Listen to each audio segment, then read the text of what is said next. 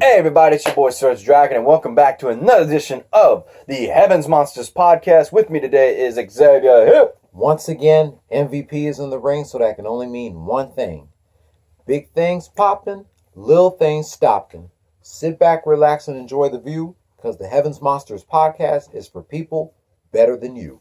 With that said, today we are going to cover February 2nd, 2020 edition of Impact Wrestling's Sacrifice. I'm going to try and do a speed run on this because there was a lot to cover and I got only the tweets on this review online, so this will work. So, sorry, I'm going to steal the chatting. I'm going to chat. Alright, so first off, we have David Arena is packed tonight.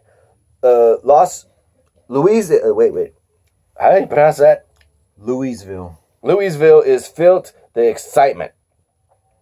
We have Raju going up against Cornerstorm, a local talent, and Raju wins the match.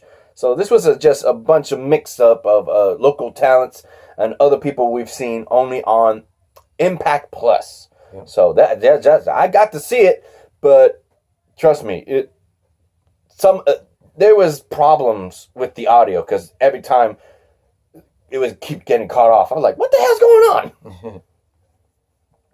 Next, we have the tag team title matches with the North versus the Rascals. Sad to say, the Rascals had the match going in their favor, but thanks to the North team efforts, they end up retaining their titles, going on to the next show. Next up, devastating backbreaker. Yep. This is just highlights. Tweets of highlights. Yep. Next up, Kiera Hogan versus Ryland. And she trimmed her hair, dude. She trimmed her hair. Look, she's got a fro. Straight fire. By the way, she won the match.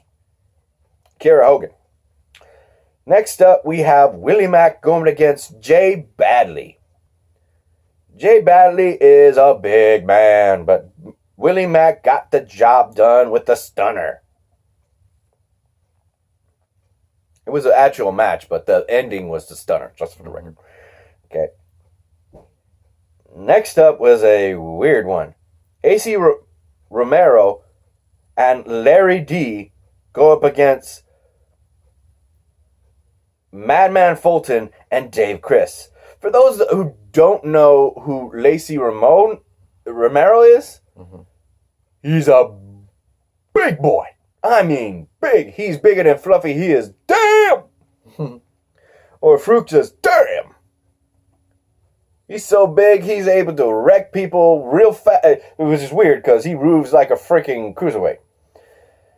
In which case, during this match, despite being OVE, having Madman Fulton on his team, he spear tackle, and with his tag team partner being Larry D, another big guy, but Romero's bigger.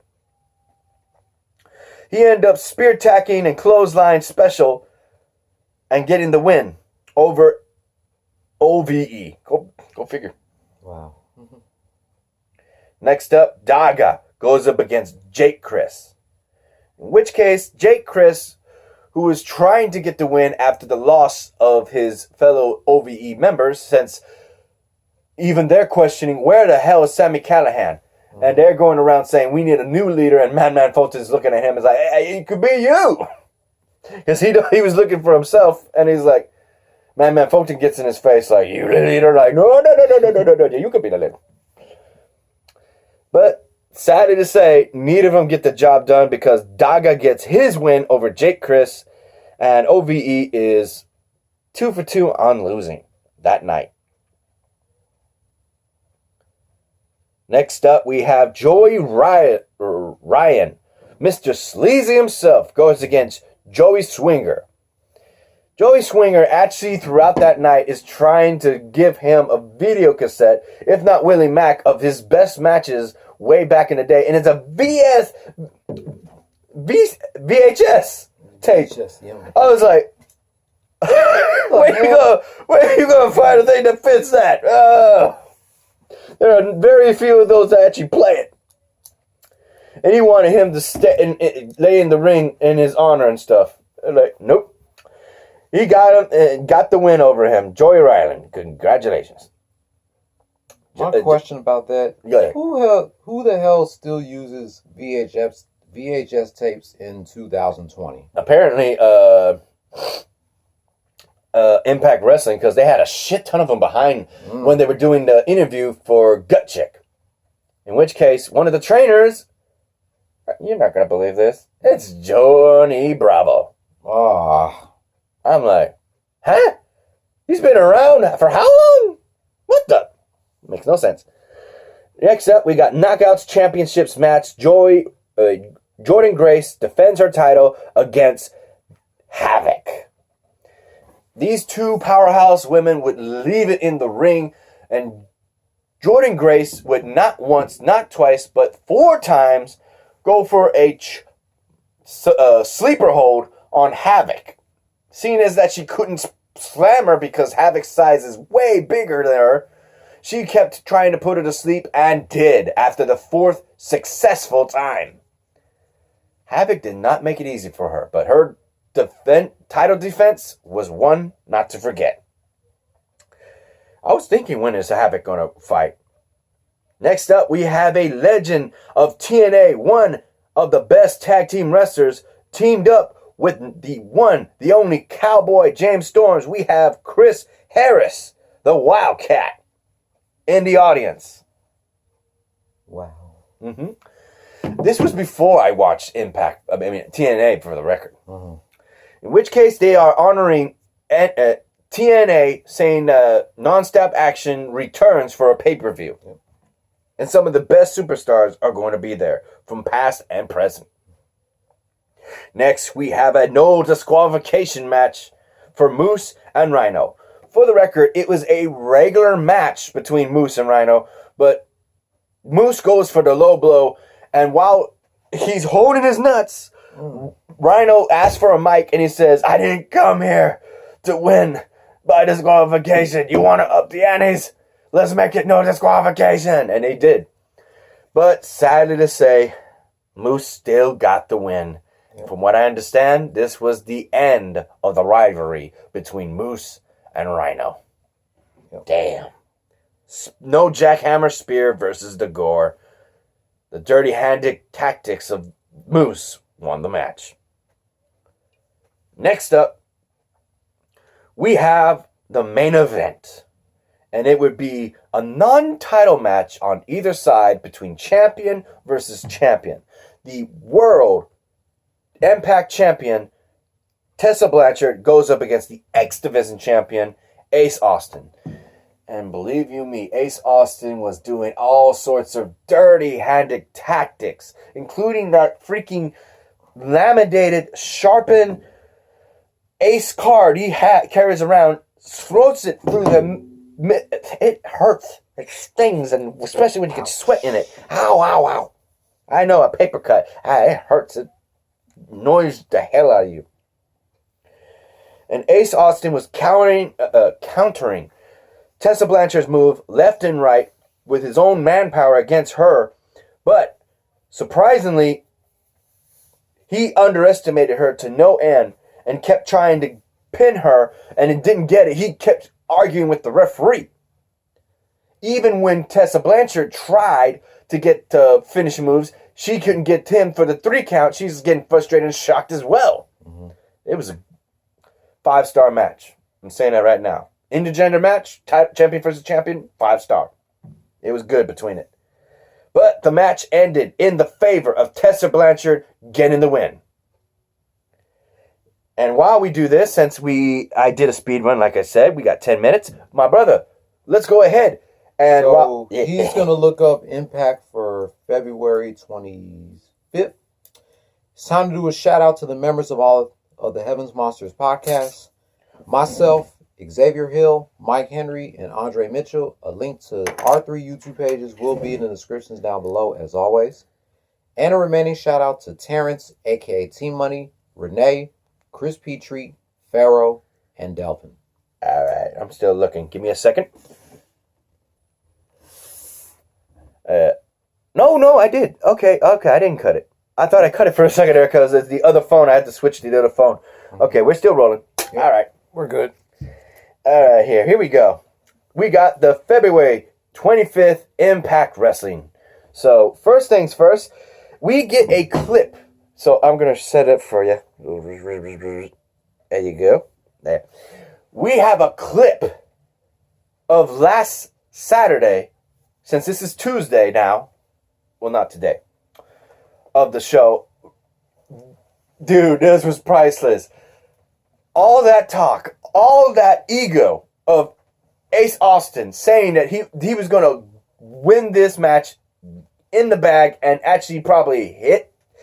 He went so far as to say that he was going to tap that ass of Tessa Blanchard later at a hotel.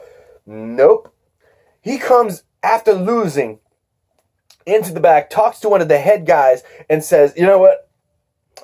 We need to just write that off. Just act like it never happened. And you know what I need? I need a match next week. Again, for Tessa Blanchard. And you know what? If I beat her, I may get a world title shot. It's like, oh yeah, that actually sounds good. Let's make it for a title shot, he said. He's title shot. He didn't say world. This is where the guy, one of the managers, flips around. You know what? Next Tuesday, we're going to have a title shot between you and Tessa Blanchard. How about that? He's like, yeah, my man, we going to get it. I'm going to earn that world title shot. He's like, no. It's not going to be the full world title shot. It's going to be for the X Division title shot because guess what? You lost and she earned a shot. So, good luck, man. And he's like, uh-oh. What just happened? The management is doing right. So that will be the main event. Here is the first match of the night, and it's the man who won. Ooh, I better get the battery pack because my phone's about to die. Go ahead and cover that. So we got Rob Van Dam versus DaGa. Katie Forbes is at ringside, and the fans are behind hometown boy RVD. DaGa kicks him to the floor to start and nails a suicide dive only to get slammed down back in, and Rob crouches him on the ropes for the kick to the face as Katie is on a Twitter blocking spree. Rolling Thunder is loaded up, but Rob rolls out to kiss Katie instead. That's enough of a delay for DaGa to hit a drop kick into a roll-up for two, DaGa. followed by DaGa. Oh, you mean DaGa? DaGa. Yeah. That's what I'm saying. Followed by another drop kick for a bonus. Katie walks out on the match, and Van Dam is rather confused. You would cover your face in the video, bro. A running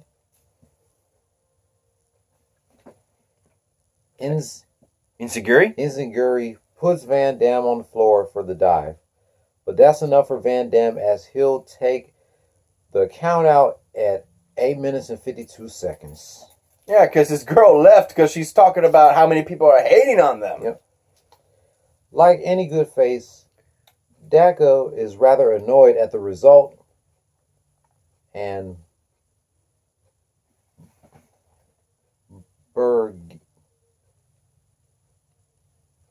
what the hell? Bergittery, he accepts the win. RVD That's a weird decided word. to count himself out. I think that was a misspell. I saw the match. I was like, really, RVD? You really going to walk out on this match? Yeah, because his girl's not there. Yep. Like, babe, where'd you go? I need to see my baby. I need to see my booty. I need that booty. Post-match, Van Dam asked Katie what happened. Katie left because the fans are haters, but Rob says they did buy tickets. Joey Ryan comes up to says he was reading what Katie was tweeting and knows how she's feeling. Joey, I've got the super penis. You've got the super ass. That means her. Yep. Rob, you're a superstar. Joey says he's their guy if they ever need to talk. Okay. okay, says RVD. This is funny. And we got Jordan Grace issues an open challenge to anyone in the locker room.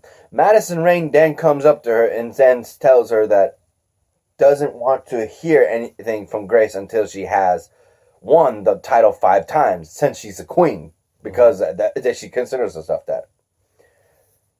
Guidance is offered, and Madison promises to find a suitable opponent for her tonight. Later, it would be the match of Raju versus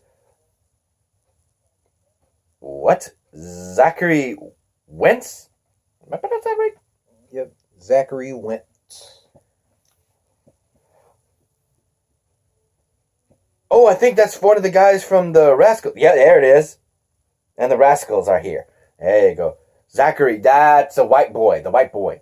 Because Xavier is the other. Not you. Not me. Not you. The black guy is Xavier. The good guy. Mm-hmm. They all do that thing. Trey is the Mexican one. Or Hispanic. One of the two. In which case, in this match, it would go pretty much back and forth. Wait up.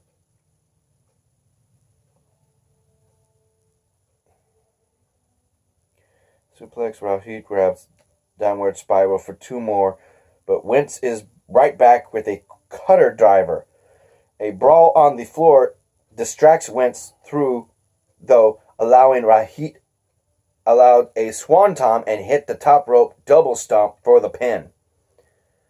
So yeah, that would mean, thanks to the distraction, we would have the winner, Raju. He's getting better. Mm-hmm. You know that? They were saying in a commentary on Sacrifice that Raju has been getting better.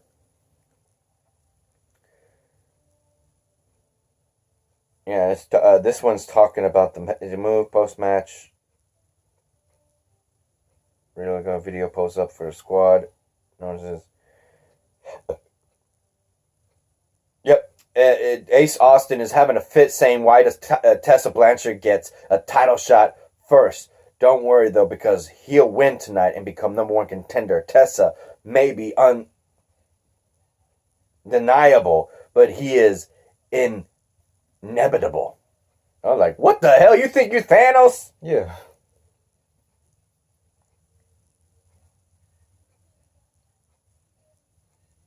Yeah. Next up. And this is interesting. This is a knockout. This is interesting. Yep. Go ahead. Jordan Grace versus Miranda Elise. From Houston, Texas. Yeah. New girl. Yep. And she's like me. She's half a Mexican, half Italian. I was like, oh, that's why she's wearing that half mask? Okay. That's interesting.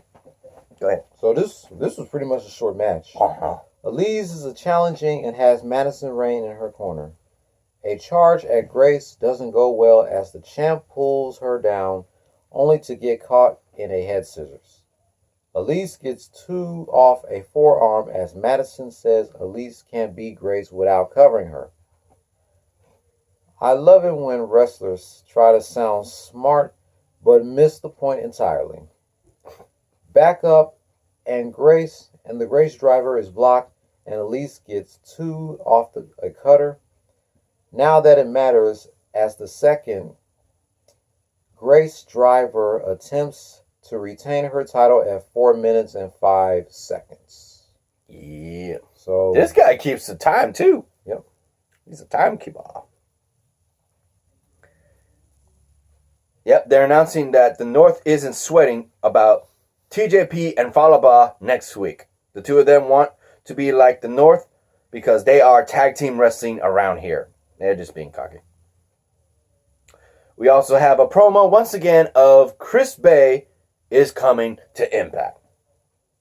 Jessica Havoc is looking around for someone, and magically from out of nowhere appears Rosemary, saying that she has a gift for her since she has been so ungrateful for bringing back her playmate, that she has a one-on-one match with, she was looking like she was going to point herself and like, Su Young.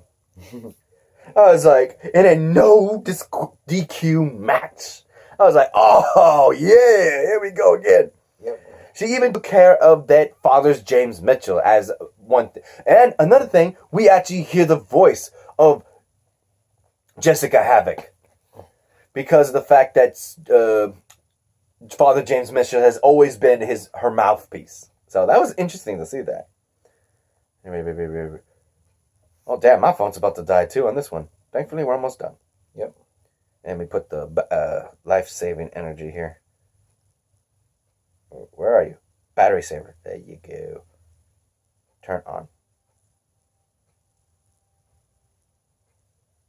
And go back to the page. Go back to where I was. Knockouts title. There you go. There we go.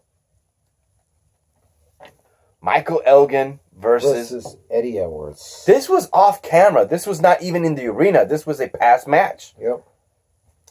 Match 4 in a best-of-5 series with Elgin up 2 and Eddie Edwards 1.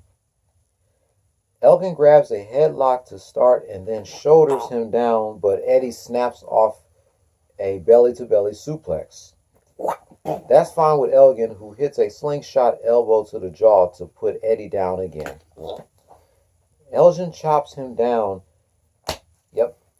and hits a sliding elbow, followed by some slams to show off the power.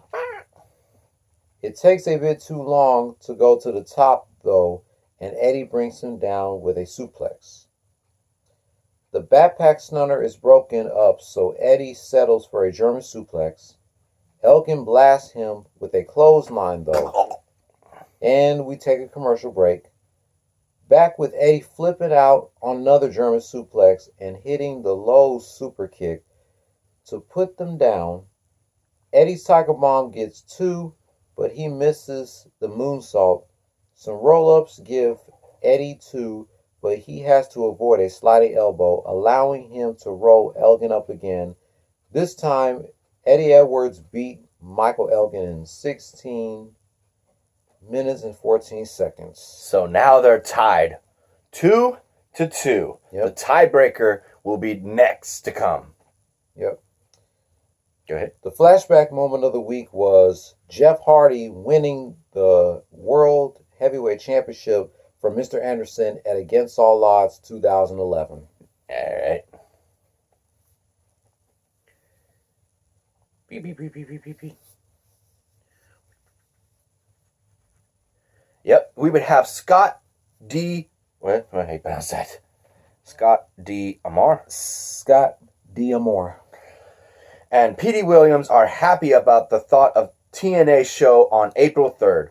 Moose comes up to say TNA is dead.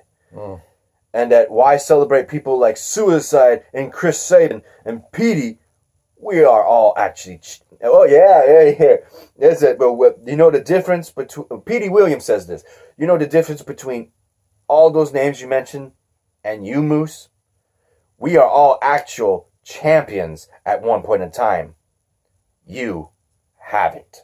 I was like, you're just going to let him talk to me like that? I don't know what to tell you, man, but it's going to be a good show. Joey Swingers annoys Willie Mack once again, only to have Disco Inferno come up, and he's telling him, you don't need a tag team partner like him. He needs a tag team partner like me. And then they just start arguing and bickering until finally it clicks. But you are this, you're this, you've wrestled all around. I need a tag team partner like you. I know, let's work. Yeah, come on, no, next week we're gonna have a tag team match together, right? Wait, and then he says, wait, who am I teaming up with? You or Willie? Confused. And then featuring OAW talent. Yep, that's what I was saying. On Gut Check, featuring OEW talent. Oh, so they're pulling wrestlers from OEW just like WWE is. Oh. In which case... Oh, no, never mind. It wasn't WWE. Well, maybe they were. I'm confused. In which case, that's where they were being held. It was the Gladiator production or network. But OVW was the arena for Sacrifice. And they were going around these guys, and Johnny Bravo was talking. Yep. You mind if I take the main event? Go ahead. Yeah. It would be the X Division title versus of Ace Austin versus Tessa Blanchard. I was about to say Tessa Blanchard was defending the X Division title. Wrong title. Yeah. Wrong title. They put this damn name in first. Overall, though, it was just like at Sacrifice. These two would counter one each other so damn well, but it wouldn't end the way you would hope. Instead of... Yeah, that's just a warning for the temperature on my phone. It's overheating. That's fine. I'm about to end this. Because the fact that Tessa Blanchard would not get the title because the interference of the Huera Loca, Taya Valkyrie, would jump and disqualify Ace Austin. Thus the winner, but no new title, is Tessa Blanchard. And now we look to see what Taya Valkyrie is going to do, because now she set her eyes on the world title against Tessa Blanchard. And that would be the end of the night. What do you take from this, bro? Man, if this Impact Wrestling World title match happens between Taya Valkyrie and Tessa Blanchard, make it happen. Yeah. 2 women for the world title belt that's supposed to be defended between 2 men. Yeah. Let's go. Yeah. Let's go. Anything else? Yeah, that's it for me, bro. All right, let's go ahead and end this video. You like this video, give it a thumbs up. You didn't, give it a thumbs down. Hit the subscribe button, like the content, and hit that notification bell for the next Heaven Monsters podcast. I'm Serg Dragon. And I'm Xavier Hill, and we'll see you in the next video. Peace. Good night.